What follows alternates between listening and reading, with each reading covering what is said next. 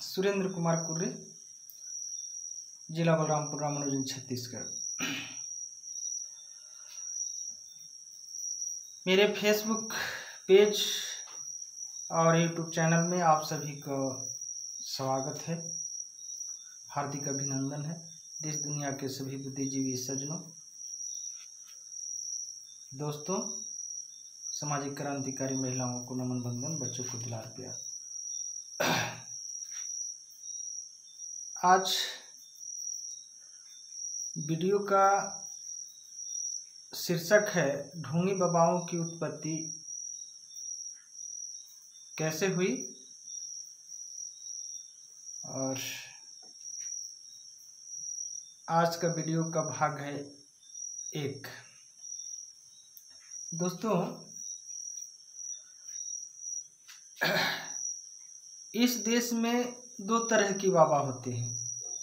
एक बाबा वे हुए जो हमारे समस्त मानव के लिए, समस्त मानव समाज के लिए और महिलाओं के लिए 4-4 बच्चों की कुर्बान करके उन्होंने संघर्ष करके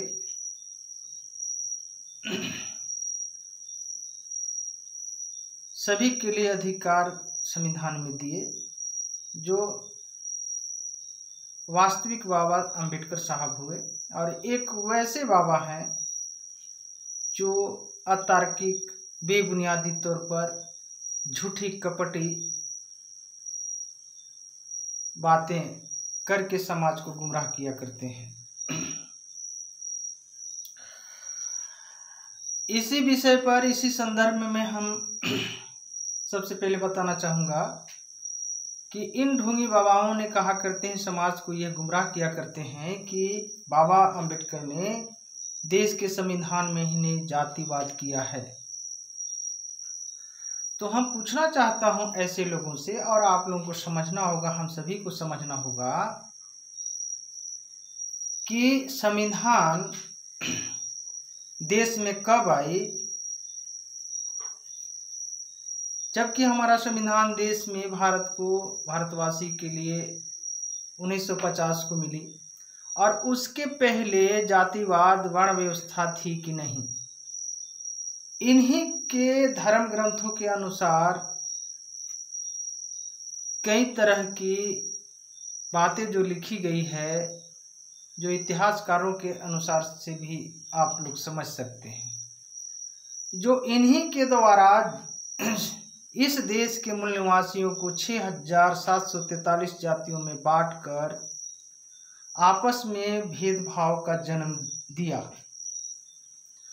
और ऊंच नीच, छुआछूत, भेदभाव, छोटा बड़ा, इस प्रकार से करके आपस में लड़ाया। तो अब जातिवाद का एक मैं प्रमाण के रूप में, जो आज जो वर्तमान संविधान है, उससे पहले इस भारत में मनोविधान के द्वारा हमारे पूर्वजों के ऊपर, हम सभी के ऊपर, मूलवासी के ऊपर शोषण, अन्याय, अत्याचार किया जा रहा था, मनोविधान को लागू करके। जो इन्हीं के मनुस्मृति अध्याय 2 के 31वां श्लोक में लिखी हुई है,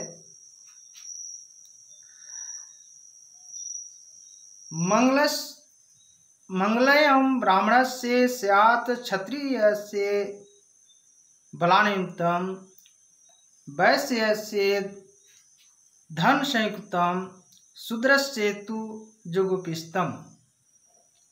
अर्थात ब्राह्मण का नाम मंगल सूचक होना चाहिए, क्षत्रिय का नाम बल सूचक होना चाहिए, वैश्य का नाम धन सूचक होना चाहिए, और शूद्र का नाम निंदा सूचक नाम होना चाहिए।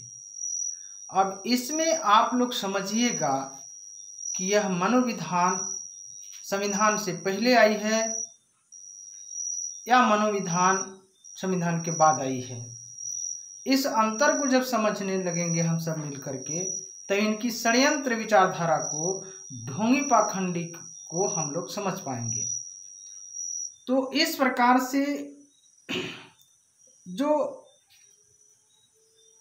ब्राह्मणों के मंगल सूचक नाम जैसे दयानंद तिवारी, मंगलनाथ पांडे, सूर्य प्रकाश चौबे, ज्ञानेश्वर दुबे, बुद्धि नारायण, वेद प्रकाश, त्रिलोकीनाथ, इस प्रकार इनका नाम होता है।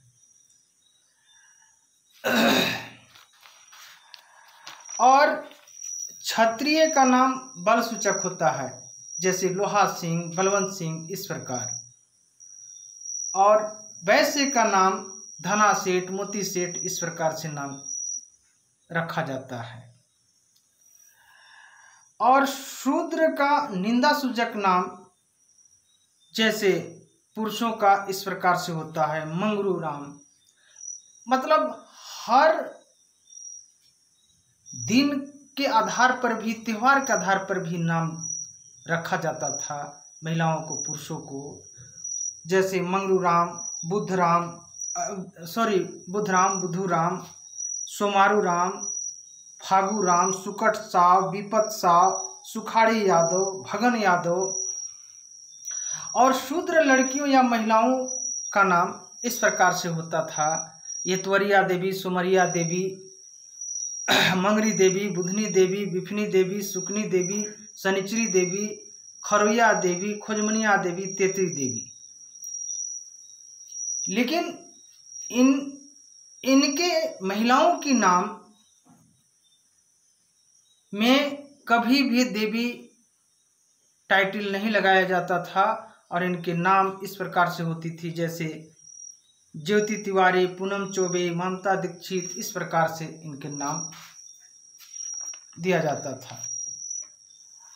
अब हम लोगों को इस बात से कंफ्यूज नहीं होना चाहिए कि आखिर जातिवाद हमारे बाबा साहब ने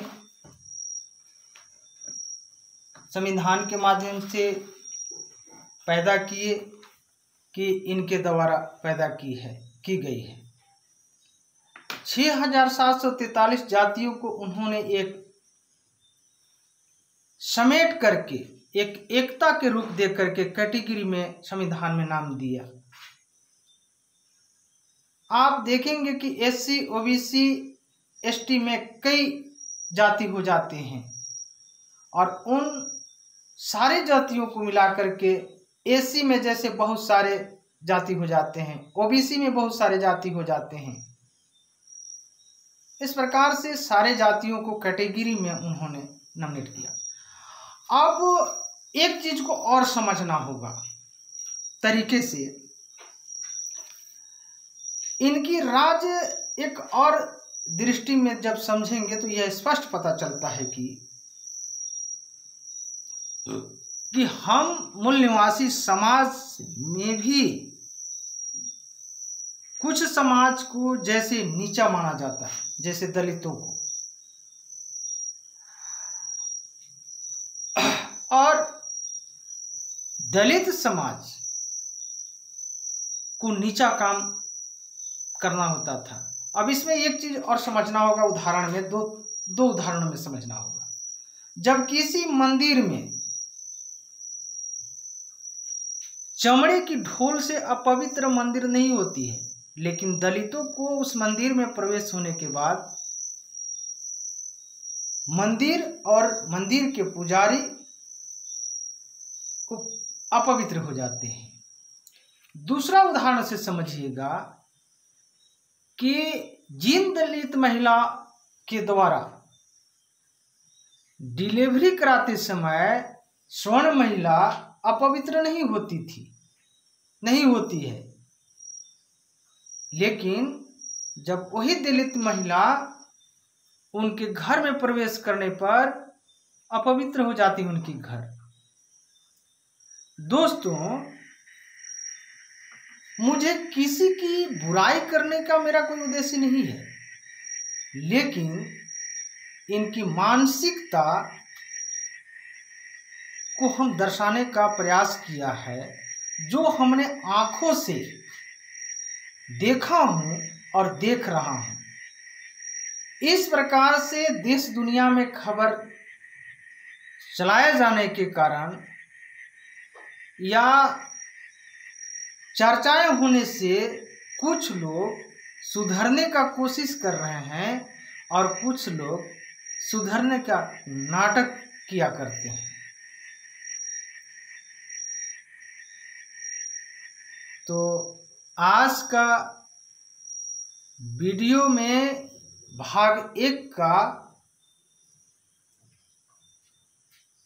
यहीं तक अपने शब्दों को विराम देने से पहले पुनः आप सभी को जय भीम, जय मानव समाज।